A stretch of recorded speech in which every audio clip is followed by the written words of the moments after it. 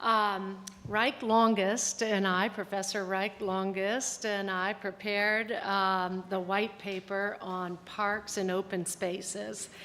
And it was enlightening. Having lived and worked in all areas of the country and really being a park aficionado, I frankly, we both learned a lot.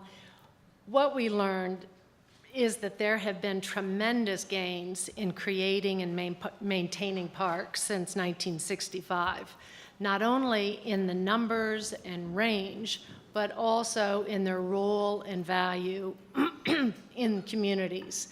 Parks have moved from the first national park, and next year is the National Park Service Centennial, have moved from the designation of great scenic and ecological wonders like Yosemite to our most recently designated 405th park unit in the Blackstone River Valley of Rhode Island and Connecticut, which recognizes this valley as the center, the birthplace of American technology.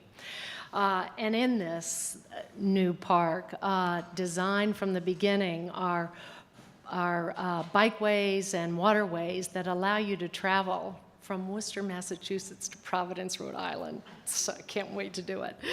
The second thing that we learned was that the involvement of the private sector has been astonishing. It is probably one of the strongest movements over the last 50 years. And this really, in many people's minds, started with the restoration of Olmsted and Vaugh's New York City masterpiece, Central Park, which previously was the poster child for urban decay and has now become the poster child for urban revitalization and the health and well-being of our most dense city. It then keeps moving beyond. The parks movement keeps moving beyond to greenways. And from Olmsted's, from the restoration of Central Park, you saw all of the Olmsted greenways in cities like Buffalo, Louisville, Milwaukee being restored and becoming the center of the city's identity, activity, where people from every income, race, ethnic group, neighborhood in the city converge and play, enjoy, and embrace their city, embrace their community.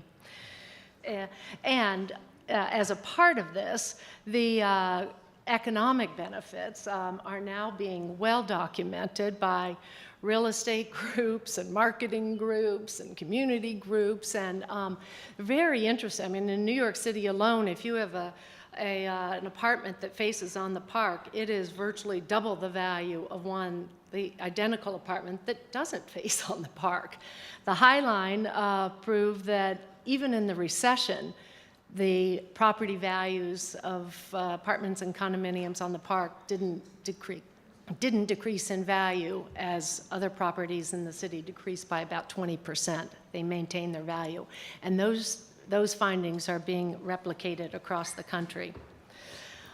The furthest step that we found was the movement from greenways to the greening of cities and regional areas. And some of this is the outgrowth of groups that started by opposing a particularly destructive project, such as the Storm King project on the Hudson, where Scenic Hudson and the Hudson River Foundation came together to oppose that. They have evolved to become the center of planning and development for communities all along the Hudson. And if you haven't been in along the Hudson River Valley in the last 15 years, treat yourself.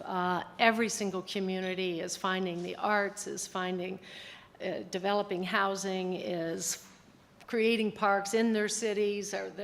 The Queen City Bridge in Poughkeepsie is one of the liveliest spaces on the Hudson. It is fabulous.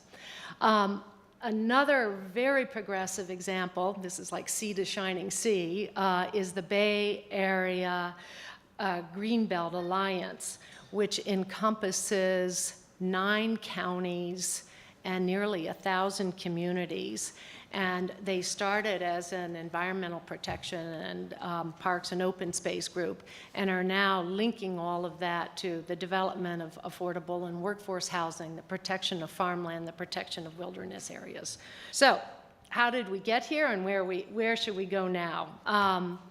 The Land and Water Conservation Fund, which has been mentioned in other presentations, has supported nearly all of these projects, and it has been funded at the level of approximately $900 million a year. Most of that money has gone to conserve federal land.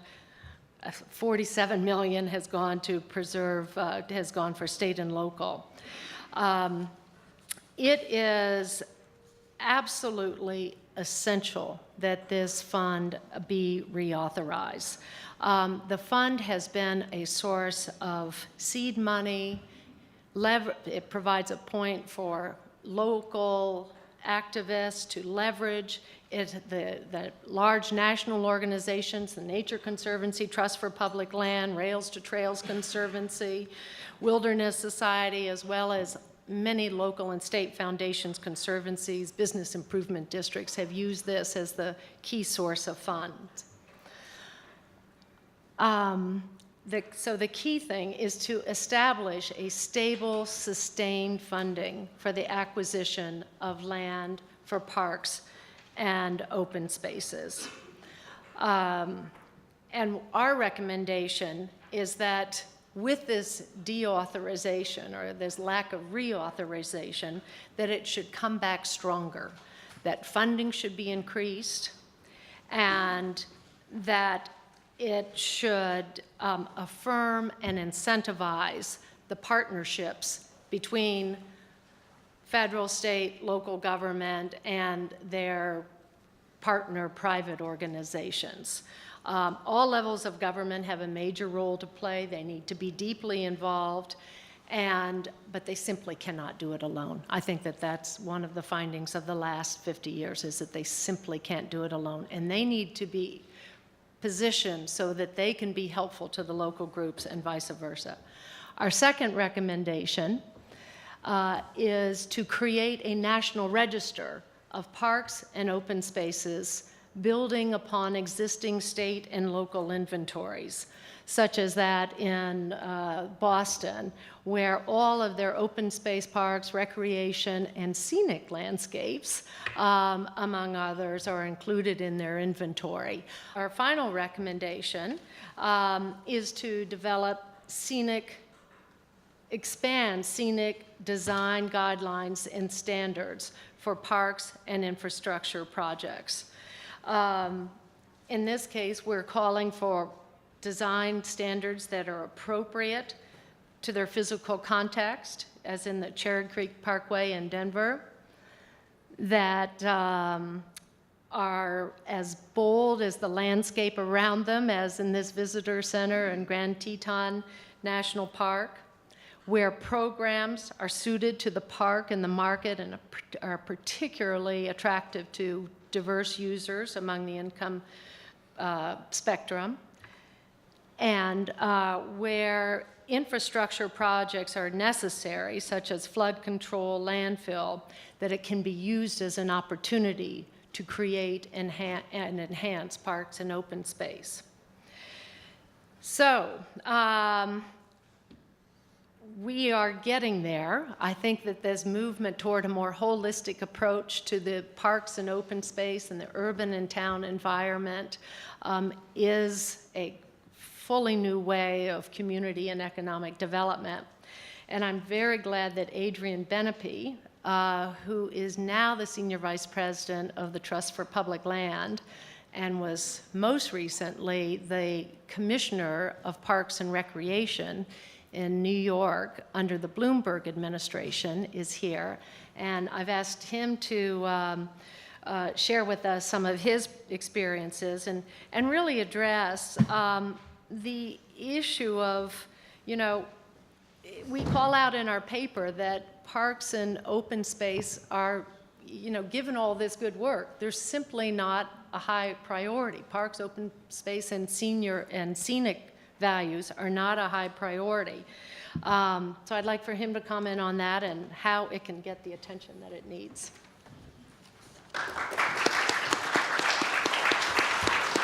Thank you very much. That was terrific, Kathryn, and thank you for inviting me. As luck would have it, the Trust for Public Land is having its National Leadership Conference here in Washington today. So somehow I'm splitting my time in half. I'm going to tell you today that the glass is half full. I'm by nature an optimist, and I think that we are in a golden age for parks and open space. Right now, as we speak, it's really sort of the third golden age of parks and open space. If the first one was the Olmsted era, when cities across the country started with Central Park, and then went to Chicago and Detroit and Louisville with Olmsted and Vaux. And then I think the next there's maybe another golden age of the City Beautiful movement, where cities decided to look more like ancient Rome, rethought. Then you really go to the WPA, and all of us can look back to and still use things built by the WPA and the CCC at our national parks and cities across the country. And we are currently in a golden age for parks. I'm going to tell you just quickly, too, I want to pay tribute to the Johnson family and to what I call the Texas effect. And this is a little-known story, but I come from New York City. I was the Parks Commissioner, and I was a park ranger in 1979 when Central Park was decrepit. And one of my first jobs was to guard the new turf on the sheep meadow, that picture you saw of the sheep meadow. And that all came about because of a public-private partnership. And the public-private partnership was started by a woman named Betsy Barlow, now Betsy Barlow Rogers, who came from San Antonio, Texas to New York and said, we're going to fix up Central Park. And she was undeterred by the fact that you can't fight City Hall. She was unfailingly polite and stubborn as a mule. And she got Central Park fixed up in the most remarkable way, which led the way to many other conservancies in New York and across the country. One in New York being the Battery Conservancy, led by a woman named Worry Price. Worry Price also happens to be from San Antonio, Texas. She also went to college in 1963 at the University of Texas, and her roommate was Linda Bird Johnson. And then after the terrible events of that fall, she moved into the White House with Linda for the next spring and was in the White House. And then she led the $150 million renovation of Battery Park. You can go see the spectacular Battery Park at the tip of Manhattan and the new sea glass carousel. The third San Antonio person to take New York by storm is a guy, Robert Hammond, who did something called the High Line. So here you have these three people from San Antonio, Texas, who go to New York and completely revive its park system and create models across the country for public-private partnerships for parks. Pretty remarkable. There was also a woman named Tupper Thomas who came from Minneapolis, and a guy named Charles McKinney who came from a little town in Arkansas. But what does this all mean? It means that you have to have vision, and this is what Ori told me that Mrs. Johnson had. She had this vision that you have to be a doer, you have to be polite, and you also have to be persistent. So I encourage you to be persistent. And let me tell you what that means all across the country. So it's not just New York and Chicago and San Francisco, the obvious places with a lot of money where these things are happening. The biggest public-private partnership for a park in the country is in Tulsa, Oklahoma, where a $350 million private gift is creating a riverfront park in Tulsa. It's in Grand Rapids, Michigan, where they're doing a $30 million project to restore the rapids back to the Grand River. It's in Detroit, where the Campus Martius Park has brought life back to downtown Detroit. It's in Houston, a city of freeways is now one of the greenest cities because of the Herman Park Conservancy and the Buffalo Bayou. It's in Los Angeles, where the Los Angeles River, famous for car chases in the Terminator, is actually being turned back into a real river. And Newark, New Jersey, where the Trust for Public Land has built the first new waterfront park in the city's history on a brownfield in a Superfund site. So I'm telling you that the glass is half full. I will also tell you that there are challenges, and what do we do about these challenges? So this whole issue of cutting down trees in the public way, in New York City, that's illegal. There's a crime called arboricide. It's a $15,000 fine if you cut down a tree in the public way, and it gets a lot bigger than that if it's a big tree. So I will tell you that locally you can pass laws that preserve trees and just say, not only may you not cut down that tree, but if you do cut down that tree and we catch you, you can go to jail. You could pay a lot of money. So pass laws that protect trees. It can be done. I would also say when people try to do things that aren't appropriate in parks, there's something called the public trust doctrine. It goes back to the Roman days that we hold in common in the public trust our waters, our rivers, our lands.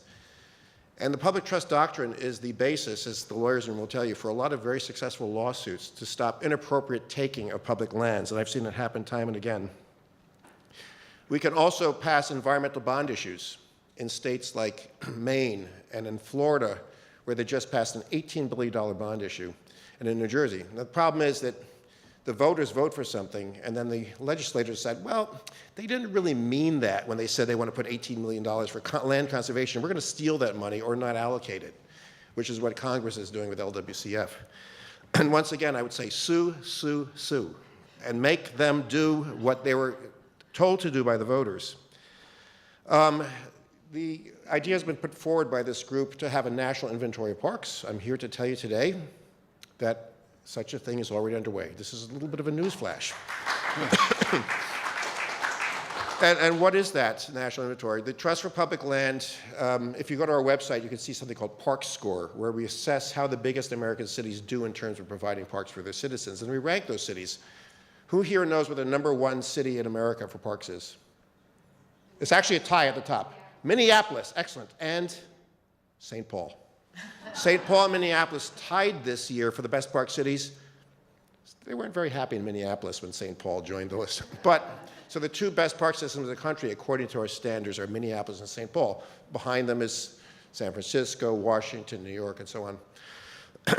But we are, in addition to doing this thing where we assess all these different variables, including how much money is being spent locally, we're doing something called Park Serve, where we are going to figure out for all of urban America and suburban America, the statistical and metropolitan areas, how many people live within a 10-minute walk of a park. And to do that, we have to map all the parks.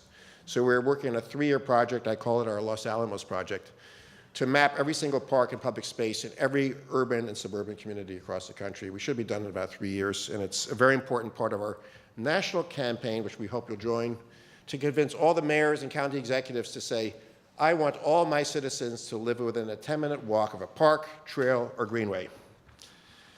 And in terms of heroes, I have some heroes. I thought Mike Bloomberg was a terrific mayor, and he continues to be a great hero. But let's think about a person like Bette Midler. Bette Midler moved from LA to New York, where she got her start, and said, this is really yucky. This was about 20 years ago. This abandoned cars and tires all over the highways. Let's clean this up. She created something called New York Restoration Project. And then recently she got together with Mayor Bloomberg to say, and let's plant 1 million trees.